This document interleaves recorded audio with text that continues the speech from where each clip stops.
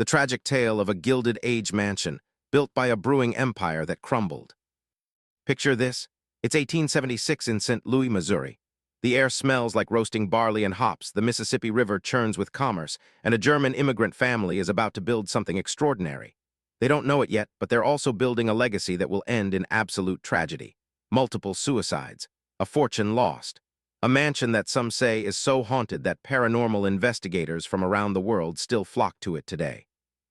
This is the story of the Lemp family, their brewing empire, and the magnificent mansion that witnessed it all crumble into dust. If you've ever cracked open a cold beer on a hot summer day, you might not realize just how much you owe to German immigrants who came to America in the 1800s. These weren't just people fleeing political turmoil or seeking new opportunities. Many of them were skilled brewers who brought centuries of tradition packed in their luggage alongside their hopes and dreams. Among them was a man named Johann Adam Lemp, and his journey to America would set in motion a family saga so dramatic, so heartbreaking, that if you saw it in a movie, you'd probably say it was too dark to be believable. Johann Adam Lemp was born in 1798 in Eschwege, Germany. He learned the brewing trade in his homeland, where beer wasn't just a beverage but a way of life. In 1836, he made the decision that would change everything. He packed up his skills, his recipes, and his dreams, and he sailed across the Atlantic Ocean to start a new life in America. He first settled in Cincinnati, Ohio, which at the time was becoming a hub for German immigrants. But Johann Adam wasn't content to stay put. He heard about opportunities further west, in a rapidly growing city called St. Louis. In 1838, he made his way there, and he would never leave.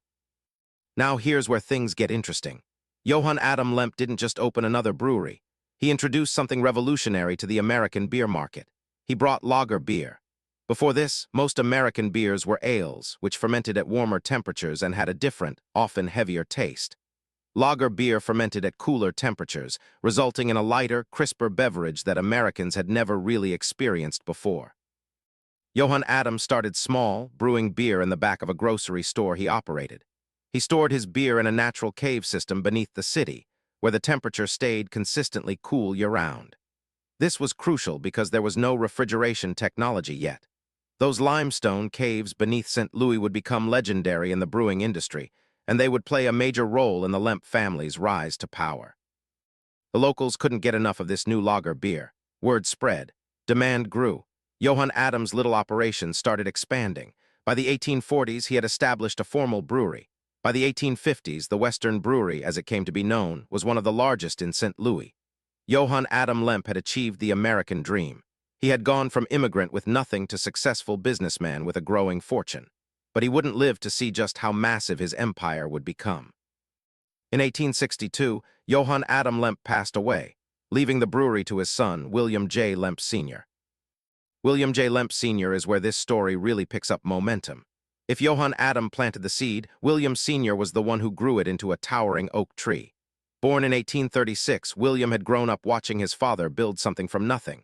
He understood the business inside and out. But more importantly, he had vision. He saw what the brewery could become, and he had the drive and the intelligence to make it happen. Under his leadership, the Western Brewery transformed from a successful regional operation into a national powerhouse. William Sr. was a shrewd businessman who understood that the brewing industry was changing rapidly. New technologies were emerging. Railroads were connecting distant markets. Refrigeration was becoming possible through the use of ice and later mechanical cooling systems. William Sr. embraced all of it. He expanded the cave system beneath the brewery, creating a network of underground storage that could hold millions of gallons of beer at perfect temperatures. He invested in new equipment. He built a distribution network that could ship Lemp beer across the country. By the 1870s, the Western Brewery was producing over 100,000 barrels of beer per year. By the 1890s, that number would climb to over 900,000 barrels annually, making it one of the largest breweries in the entire United States. The money was pouring in faster than William Sr. could spend it, and spend it he did. In 1868, he made a purchase that would become central to this tragic story. He bought a home at 3322 de Menil Place in St. Louis. It was a nice property, but William Sr. had bigger plans. Over the next several years, he transformed this house into something spectacular. He added room after room, incorporated the finest materials money could buy. installed elaborate woodwork and stunning artwork, and created a mansion that would rival anything the Vanderbilts or Carnegies were building on the East Coast. This was the Lemp Mansion, and it would become both the crown jewel of the family's success and the silent witness to their destruction. The mansion was a testament to Victorian excess. It featured intricate hand-painted ceilings, ornate fireplaces imported from Italy, massive windows that flooded the rooms with natural light, and servants' quarters that housed a full staff dedicated to maintaining the family's luxurious lifestyle. William Sr. connected the mansion to the brewery through an underground tunnel system. He could literally walk from his breakfast table to his office without ever stepping outside. The caves that Johann Adam had used to store beer now served multiple purposes. Some areas remained dedicated to brewing. Others became entertainment spaces where the Lemp family would host lavish parties. There was even a small auditorium where they would stage private theatrical performances for their guests. At its peak, the Lemp Brewing Company was worth millions of dollars. In today's money, we're talking about a fortune equivalent to billions. The family owned multiple properties, employed thousands of workers, and wielded significant political and social influence in St. Louis and beyond. William Sr. married Julia Fakert, and together they had 9 children. The family seemed blessed. They had wealth, status, and a business that showed no signs of slowing down. If you had visited the Lemp Mansion in the 1890s, you would have seen a family at the absolute pinnacle of American success. You would have seen lavish dinner parties, expensive artwork, children running through opulent halls, and a patriarch who had built an empire from his father's humble beginnings. You would have had no reason to suspect that within a few decades, tragedy would tear this family apart in ways that still haunt that mansion to this day. The first crack in the facade appeared in 1901. Frederick Lemp, who was widely regarded as William Sr.'s favorite son and the heir apparent to the brewing empire, died suddenly at the age of 28.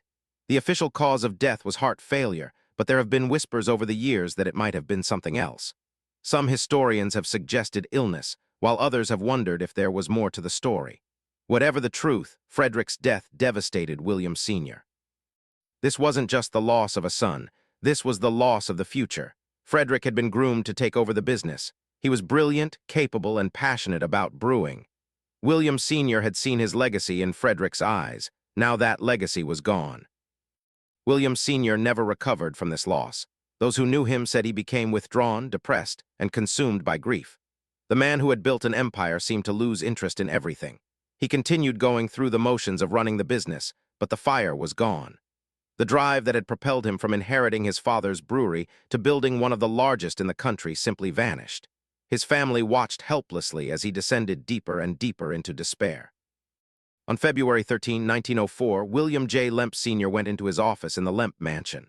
It was a room he had sat in thousands of times, making deals, reviewing accounts, planning expansions. On this morning, however, he wasn't thinking about business. He took out a revolver and shot himself in the head. He left no suicide note. He offered no explanation. He simply ended his life in the same mansion he had worked so hard to build. The Lemp family was shattered.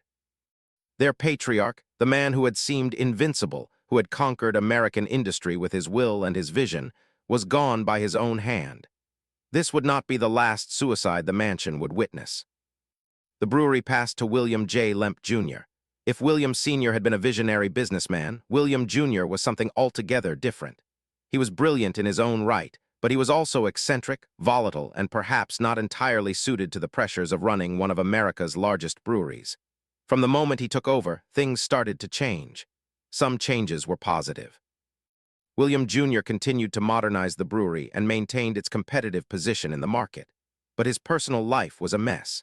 He married Lillian Handlin in 1899, and their relationship was troubled from the start. Lillian was known for her lavender-colored clothes and lavish lifestyle. She became known as the Lavender Lady of St. Louis high society. But behind closed doors, the marriage was falling apart. William Jr. was reportedly unfaithful, and Lillian was allegedly spending money faster than even a brewing fortune could support. They divorced in 1906, and the proceedings were ugly and public. The Lemp family's dirty laundry was being aired for all of St. Louis to see. Meanwhile, another tragedy struck the family. In 1920, Elsa Lemp, William Sr.'s daughter, shot herself. She had married Thomas Wright but divorced him. She later remarried him, but the reconciliation didn't bring happiness. On March 20, 1920, Elsa Lemp Wright took her own life. Like her father before her, she left no note. The family was reeling once again, 2 suicides in less than 20 years. The mansion that had once rung with laughter and celebration now seemed to carry the weight of unspeakable sorrow. But the external world was about to deliver a blow that even the strongest family might not have survived. In 1920, the 18th Amendment to the United States Constitution went into effect. Prohibition had arrived. The manufacture, sale, and transportation of alcoholic beverages was now illegal in the United States of America. For the Lemp Brewing Company, this was nothing short of catastrophic. Their entire business model, their entire fortune, their entire identity was built on selling beer. Suddenly, that was illegal. Now some breweries adapted. Anheuser-Busch, their rivals right there in St. Louis, pivoted to producing non-alcoholic products. They made malt syrup, they made ice cream, they made anything they could think of to keep the lights on until Prohibition ended. But William Jr. didn't have the same fight in him that his father had possessed. By this point, he had seen his father's suicide, his sister's suicide, his failed marriage, and now the destruction of everything his family had built over 3 generations. When Prohibition hit, William Jr. seemed to give up. He didn't try to adapt the brewery. He didn't fight. In 1922, he sold the Lemp Brewing Company and all its properties at auction. The sale brought in a fraction of what the empire had once been worth. Buildings, equipment, and the famous caves were sold off piece by piece. The legacy of Johann Adam Lemp was being dismantled before the eyes of anyone who cared to watch. On December 29, 1922, William J. Lemp Jr. walked into the office of the Lemp Mansion. It was the same office where his father had taken his own life 18 years earlier. William Jr. shot himself with a revolver. He was 65 years old. Unlike his father, William Jr. did leave a note. It read simply, "In case I am found dead, blame it on no one but me." 3 Lemp family members had now died by suicide, all connected to that same mansion. The remaining family members scattered. Edwin Lemp, one of the younger sons, had never been heavily involved in the brewery business. He was more interested in pursuing his own interests, and perhaps this distance from the family enterprise saved him from the darkness that consumed the others. Edwin lived a long life, passing away in 1970 at the age of 90. But even he couldn't escape the family's penchant for disturbing behavior. According to some accounts, Edwin was so distrustful of the outside world that he became increasingly reclusive. He requested that when he died, his belongings be destroyed rather than distributed or donated.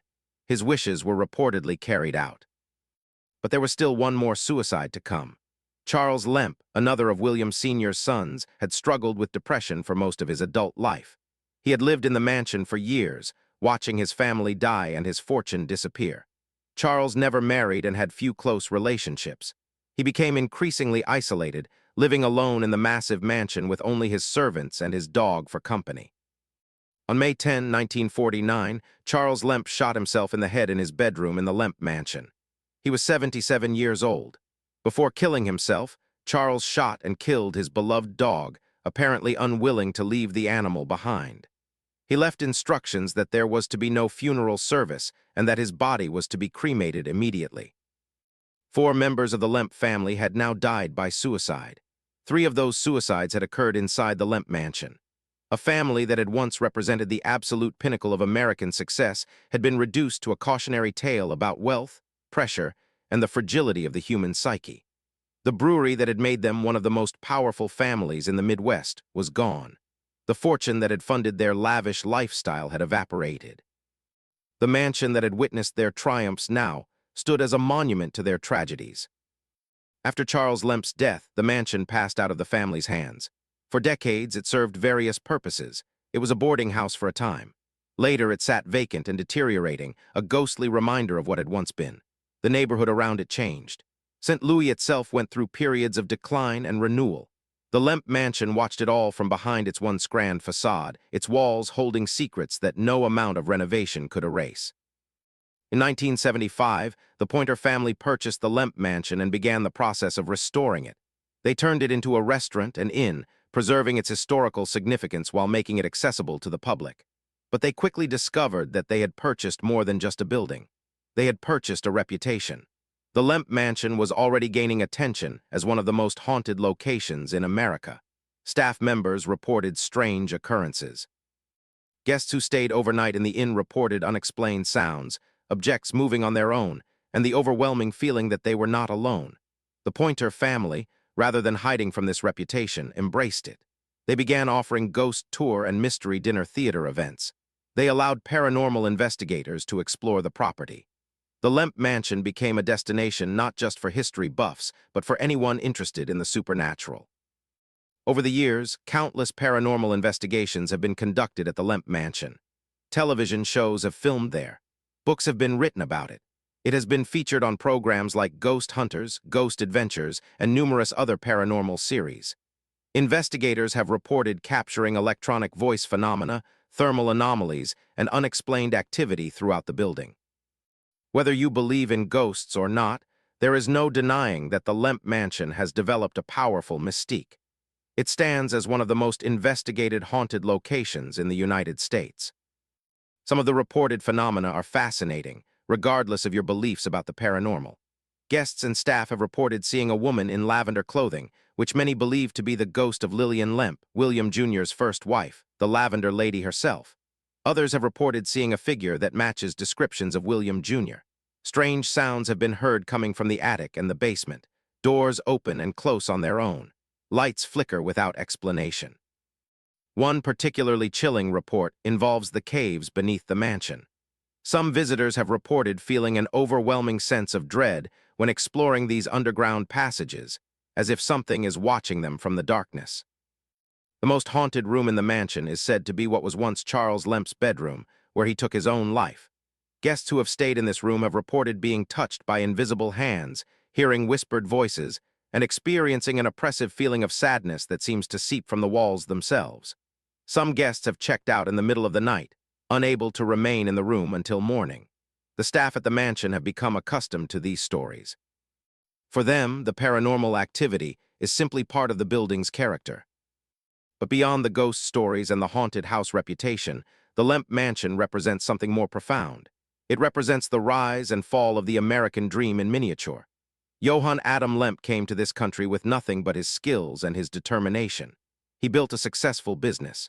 His son expanded that business into an empire. The family accumulated wealth and status that would have been unimaginable just a generation earlier. They built a magnificent mansion to showcase their success. They had everything. And then they lost it all, not to outside forces, although prohibition certainly played a role. They lost it to something internal, something that consumed them from within. Depression, grief, pressure, and perhaps a genetic predisposition toward mental illness combined to destroy what generations had built. The suicides weren't just individual tragedies. They were symptoms of a family in crisis. Whatever demons haunted the Lemps, those demons proved more powerful than all their money and success. The story of the Lemp family raises uncomfortable questions that we still struggle to answer today. Why does wealth not protect against mental illness? Why does success so often come with unbearable pressure? How do families pass down trauma from one generation to the next? The Lemps had access to the best of everything their era could offer. They had comfortable lives, beautiful surroundings, and material abundance. Yet 4 members of the family chose to end their own lives. Their story reminds us that happiness cannot be bought, that success can come with its own unique burdens, and that behind the most glittering facades, darkness can lurk. The brewing industry itself has changed dramatically since the Lemp family's heyday. The caves beneath the mansion and brewery, once essential for storing beer at cool temperatures, became obsolete with the widespread adoption of mechanical refrigeration. The small regional breweries that once dotted the American landscape have largely been replaced by massive national and international conglomerates. Anheuser-Busch, the Lemp family's St. Louis rival, grew to become one of the largest breweries in the world before eventually being acquired by InBev, a Belgian-Brazilian company. The Lemp name, once synonymous with quality beer, has faded from public memory. Few people today have heard of Lemp beer, even though the company was once a giant of the industry. Yet the mansion remains. It stands in its neighborhood like a time capsule from another era. The Victorian architecture, the ornate interiors, the very walls that witnessed so much joy and so much sorrow, all survive. Visitors can walk through the same rooms where the Lemp family lived and died. They can see the office where William Sr. and William Jr. both took their lives. They can stand in Charles Lemp's bedroom and imagine the loneliness and despair that led him to his final decision. The mansion allows us to connect with the past in a way that few historical sites can match. The Pointer family and their successors have done admirable work preserving the Lemp Mansion and keeping its history alive. Through their efforts, generations of visitors have been able to learn about the Lemp family and reflect on what their story means. The mansion has become more than just a haunted house attraction. It has become a teaching tool, a reminder of the complexities of the human experience, and a monument to a family that achieved remarkable success before being consumed by tragedy. For those interested in visiting the Lemp Mansion today, the experience is unique. The building operates as a restaurant, serving food in the same rooms where the Lemp family once dined. Overnight guests can stay in the mansion, sleeping in rooms that have witnessed over a century of history. Ghost tours are available for those who want to explore the paranormal side of the property. The atmosphere is unlike anywhere else. There is a weight to the building, a sense of accumulated history that makes itself felt even during the most mundane moments. The neighborhood around the mansion has gone through many changes since the Lemp family's time. The area was once home to many wealthy families, but demographic shifts and economic changes transformed it over the decades.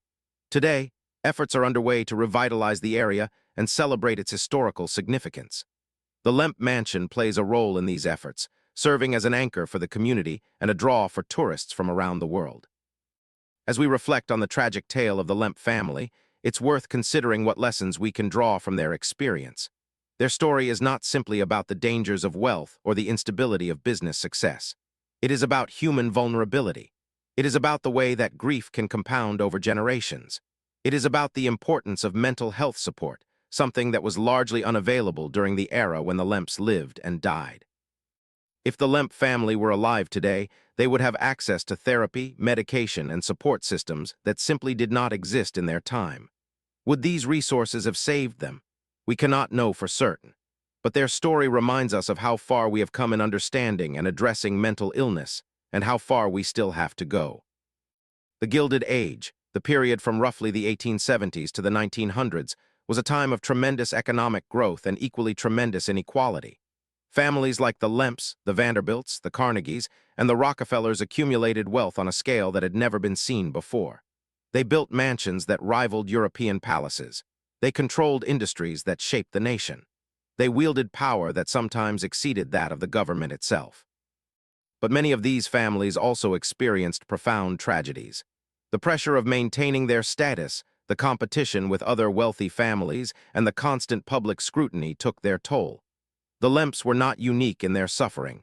They were simply more dramatic in its expression. Today, we continue to grapple with many of the same issues that plagued the Gilded Age. Inequality persists and in some ways has grown worse. The pressure to succeed remains intense, particularly for those born into successful families. Mental illness continues to claim lives, despite our improved understanding of its causes and treatments. The story of the Lemp family is not just a historical curiosity. It is a mirror that reflects our own struggles back at us. The caves beneath the Lemp Mansion and Brewery complex have their own fascinating history beyond their role in the family's rise and fall. These natural limestone caves extend for miles beneath the streets of St. Louis. They were used by multiple breweries during the city's heyday as a brewing center. The Lemp family expanded and developed their section of the cave system extensively, creating an underground complex that included storage areas, entertainment spaces, and even a swimming pool at one point. After the brewery closed, the caves passed through various hands. Some sections became inaccessible or were sealed off.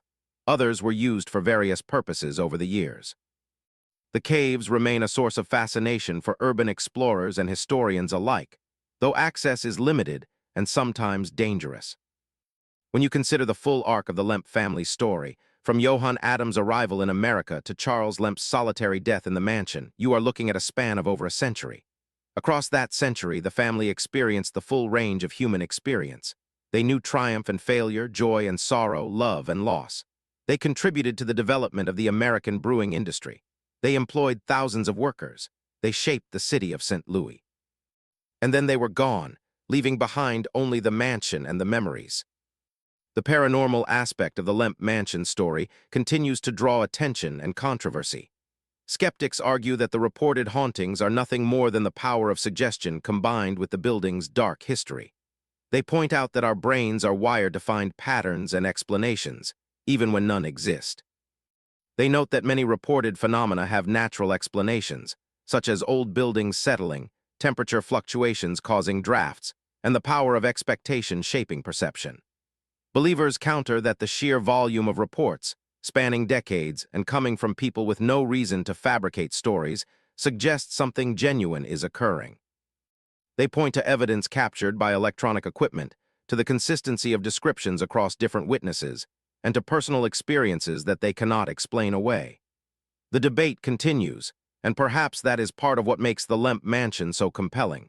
It exists at the intersection of history and mystery, inviting us to explore both the documented facts and the unexplained phenomena.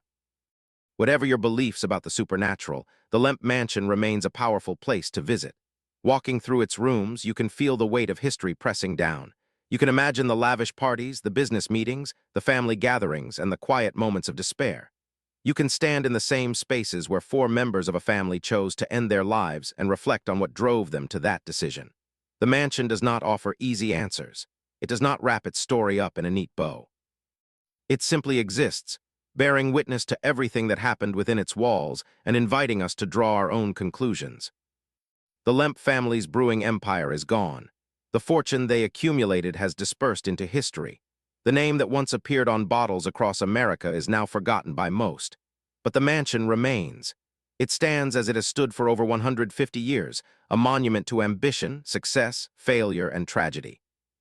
It reminds us that all empires eventually fall, that all fortunes eventually fade, and that the buildings we create to celebrate our achievements often outlast us and tell our stories long after we are gone. If you ever find yourself in St. Louis, consider visiting the Lemp Mansion. Walk through its rooms, dine in its restaurant. Perhaps even spend the night and see if you experience anything unusual. But more than seeking ghosts, seek to understand the people who lived there. Try to comprehend the pressures they faced, the losses they endured, and the choices they made. Their story is a human story, full of complexity and contradiction. It deserves to be remembered not just for its sensational elements, but for what it teaches us about ourselves. The Lemp Mansion stands at the corner of history and legend, fact and folklore. It is a place where the past refuses to stay buried, where the stories of those who lived and died within its walls continue to echo through time.